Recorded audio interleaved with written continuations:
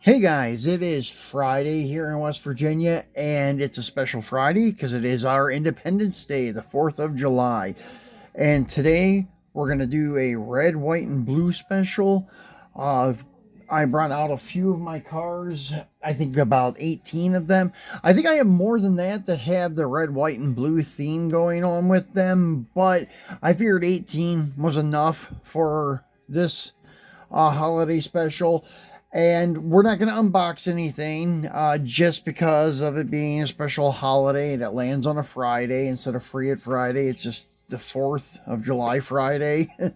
And then we'll be back on our regular routine next week. I'm not sure if we're going to come back over the weekend to do something. We might.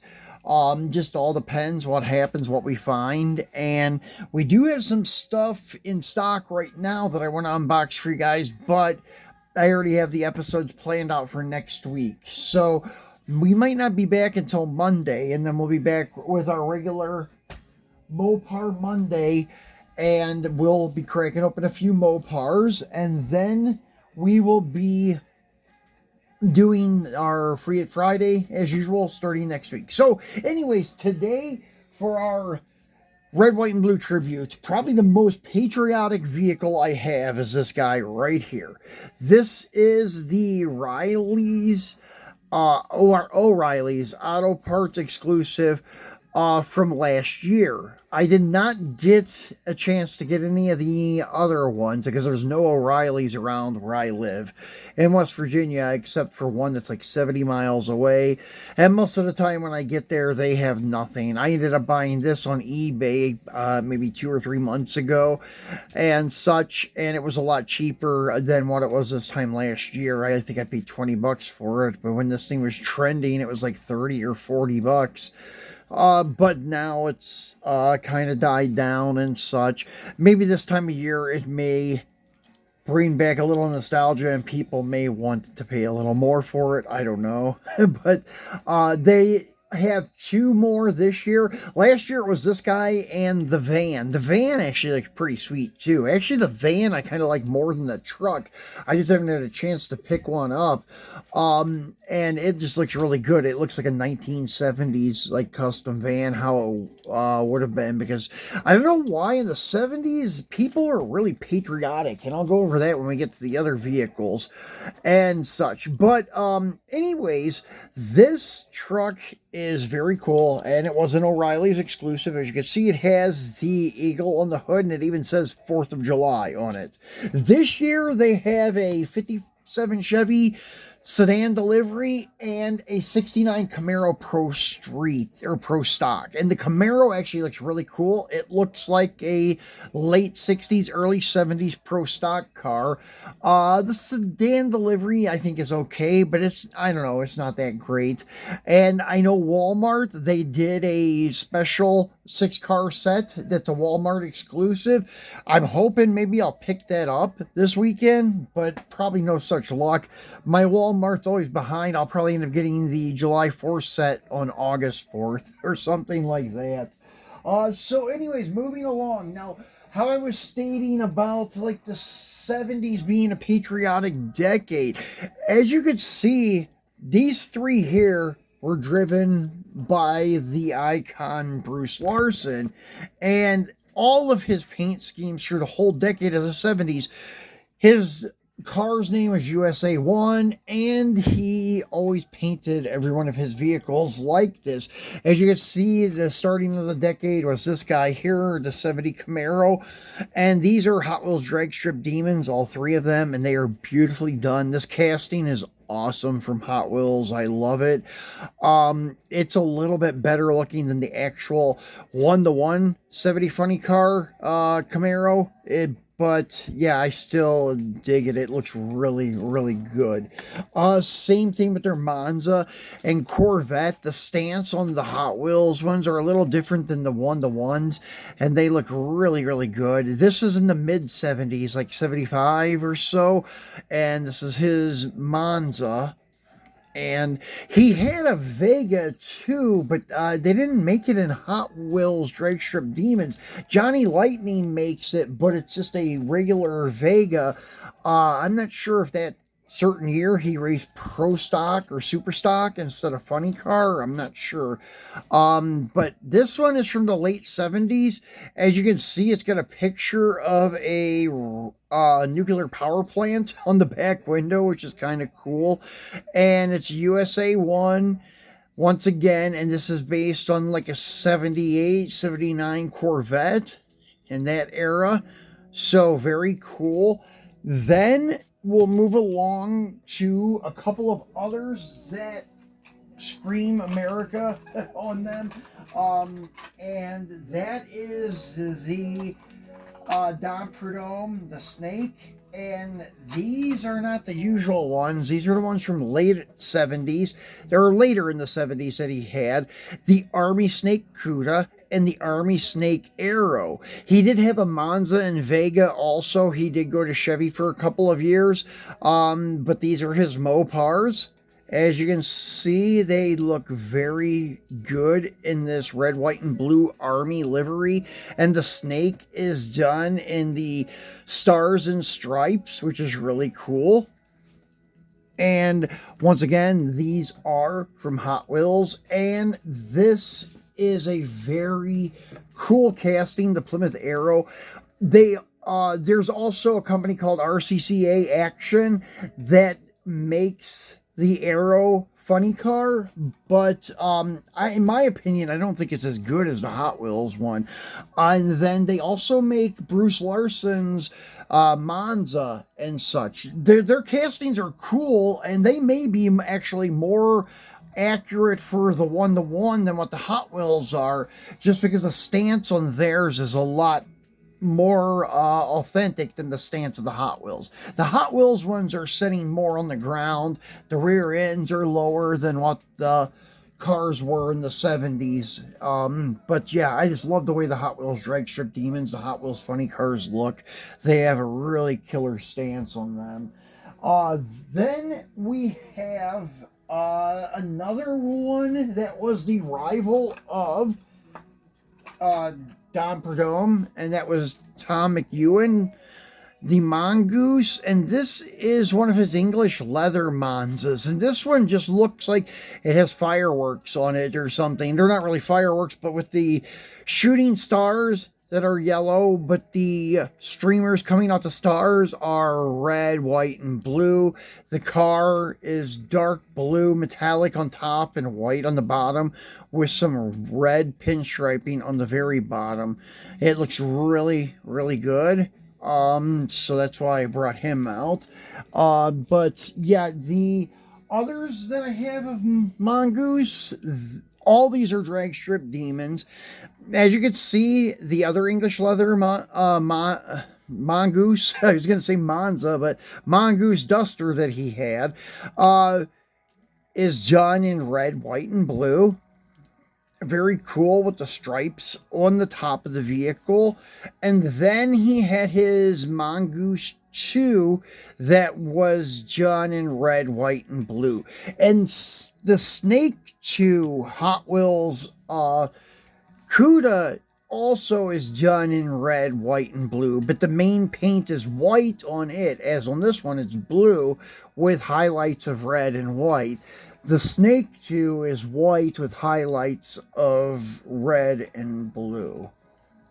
That one I have, but I did not bring it out this time because it's in a team transport package, and I didn't feel like taking it off the wall and taking it back out of the package and stuff. So we just went with the Army Snake stuff, and then the Mongoose dusters that are done up in the stars and stripes and the red, white, and blue and things like that. So another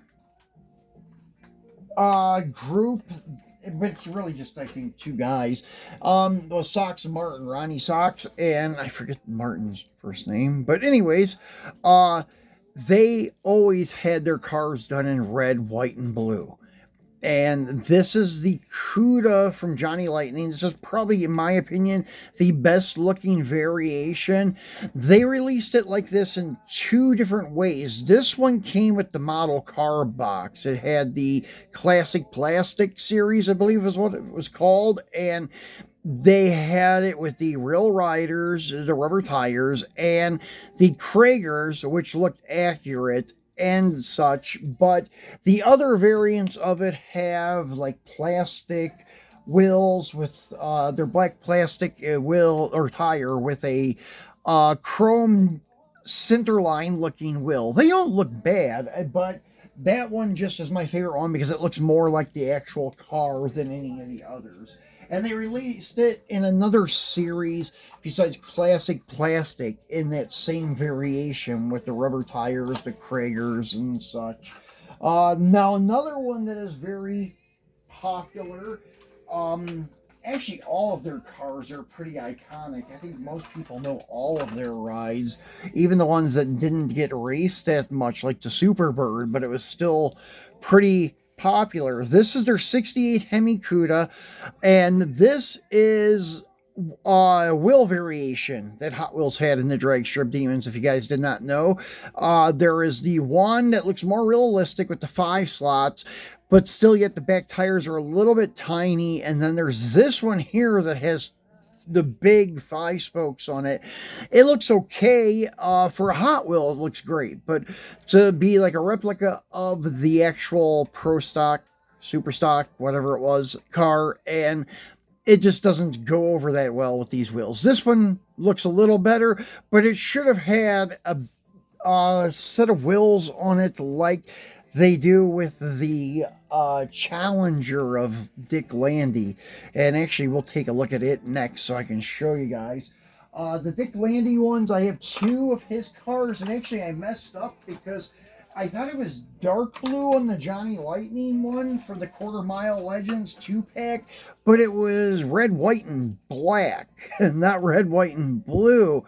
So yeah, that one doesn't really count, but it's too late. I already had it out here. But this is a really nice casting from Johnny Lightning. It's a little bit beefy, like the thickness of it. Kind of if you're comparing it to other manufacturers like Greenlight or Auto World and such, but still it's a nice casting because it is pretty much true to scale. It is a nice one. So, and this particular replica of Dick Landy's car is done very well. It looks pretty much just like his real car. But the Hot Wheels one I really, really like, the Pro Stock Challenger. This is red, white, and blue, definitely. And as I said, it would have looked better on the Cuda if they would have done the back tires like that. Because as you can see, they have plenty of room to do it. There's plenty of room in the wheel wells there. I wish they would redo that Sox and Barton car with this wheel and tire combo on it. It would look really good. This car here is one that is very hard to find without the driver's side tampos mutilated, because there was a few cars that was released in one case where they packed them with the tampos wet or something like that, and the tampos stuck to the cardboard. So whenever they got opened, it peeled part of the tampo off the side of the vehicles. There's like 5 or 6 cars from the Vintage Racing series that did that.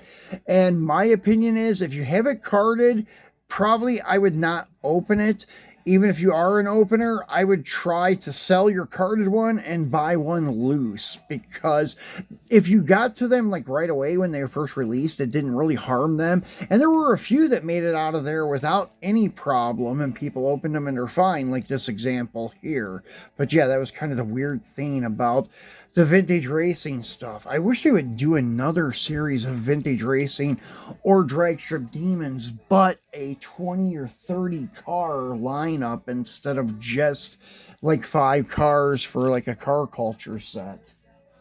So, back to Sox and Martin. These are my last 2 Sox and Martin cars, and I do have their ramp back Dodge I think 600, whatever the thing is, but I didn't bring it out today. It's in a display case screwed down and stuff. It's a little hard to get out and show you guys, but anyways, I brought out all of their race cars though. So there's the Superbird. As I said, even though it wasn't raced that much, that car's still very popular among drag racers.